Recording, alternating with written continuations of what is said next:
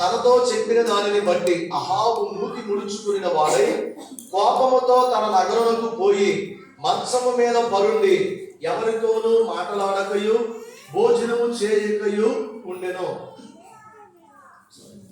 అంతటా అతని భార్య అయిన యెజబెలు వచ్చి, నీవు మూతి ముడుచుకొనిన వాడవై భోజనము చేయక ఉండేదనేమని అతను అడగగా, అతడు ఆమెతో ఇట్లనెను, నీ ద్రాక్ష తోటను క్రయమునకు నాకిమ్ము, లేక నీకు అనుకూలమైన ఎడల దానికి మారుగా మరి యొక్క ద్రాక్ష తోట నీకు ఇచ్చేదనని యెజ్రెయేలీయుడైన నాబోతుతో నేను చెప్పగా, అతడు నా ద్రాక్ష తోట నీకియ్యనెను. అందుకు అతని భార్య అయిన యెజబెలు, ఇశ్రాయేలులో నీవిప్పుడు రాజ్య పరిపాలనము చేయలేదా? నీవు లేచి భోజనము చేసి మనస్సులో సంతోషంగా ఉండుము. నేనే యెజ్రెయేలీయుడైన నాబోతు ద్రాక్ష తోట నీకు ఇప్పించదనని అతనితో చెప్పి అహాబు పేరట తాకీదు వ్రాయించి అతని ముద్రతో ముద్రించి ఆ తాకీదును నాబోతు నివాసము చేయుచున్న పట్టణపు పెద్దలకును సామంతులకును పంపెను.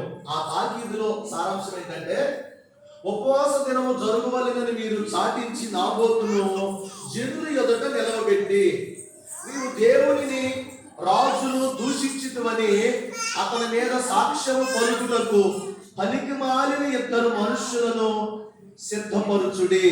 తీర్పు అయిన మీదట అతని బయటకు తీసుకొని పోయి రాళ్లతో సావగొట్టుడి. చూడండి, ఉపవాస దినము ప్రతిష్ఠించి మనుషుల ఎదుటికి నాబోతుని తీసుకొచ్చి పెట్టండి. దేవుడిని దూషించాడని, రాజును దూషించాడని పనికి మాలిన వాళ్ళని కొందరిని ఏర్పరచుకున్నారు.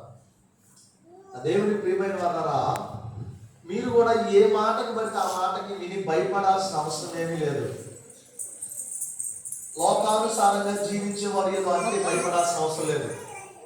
దేవునికి భయపడి దేవుని యందు భక్తి కలిగి వాక్యం అనే పునాదుల మీద కట్టబడిన వ్యక్తి ఏదైనా హెచ్చరిక చేసినా అది వింటే నీకు ప్రయోజనం. అది ఒకవేళ నిన్ను ఏమైనా హెచ్చరించినప్పుడు ఆ మాటకి నువ్వు లోబడితే నీకు ప్రయోజనం. కానీ ఆ వాక్యము పునాదుల మీద పరిశుద్ధమైన జీవితం జీవించక, ఒక క్రెడిబిలిటీ లేక, దేవుడంటే భయం లేక, భక్తి లేకుండా ఉన్నవారు చెప్పే ఉపదేశం కూడా అది ఎవరికి కూడా ఉపయోగం ఉండదు.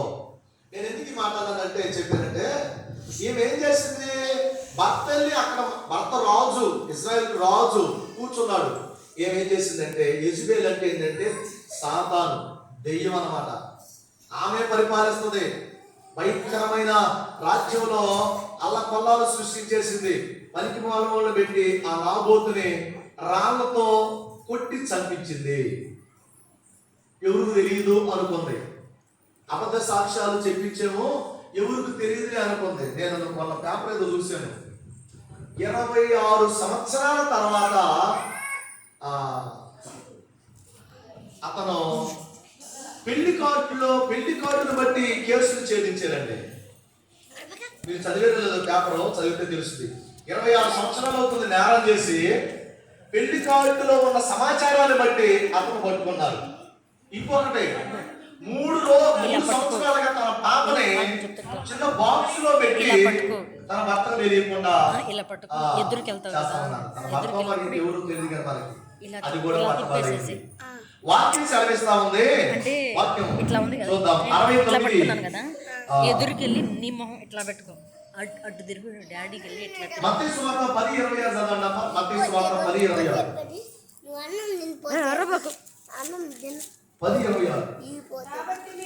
కాబట్టి మీరు వారికి భయపడకుడి, మరుగైనది ఏది ఇట్లా పెట్టుకో, నువ్వు ఎదురుకెళ్ళి ఇట్లా పెట్టు, గుండెలో పెట్టుకుందువు గాక. మనుషులందరూ కనపడాలి.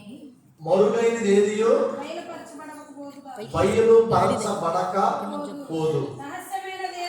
అమ్మా, రహస్యమైనది ఏదియో తెలియబడక పోదు. 27 సంవత్సరాలు దాచిపెట్టాడేమో, బయటపడకుండా ఉందా? 3 సంవత్సరాలు దాచిందేమో, బయటపడకుండా ఉందా? మరుగైనది అది ఏదైనా, ఒకవేళ నేను ఏమైనా మాట్లాడి చేసినా, ఒకవేళ నువ్వేమైనా మాట్లాడి చేసినా అది తప్పకుండా బయలుపరచబడింది.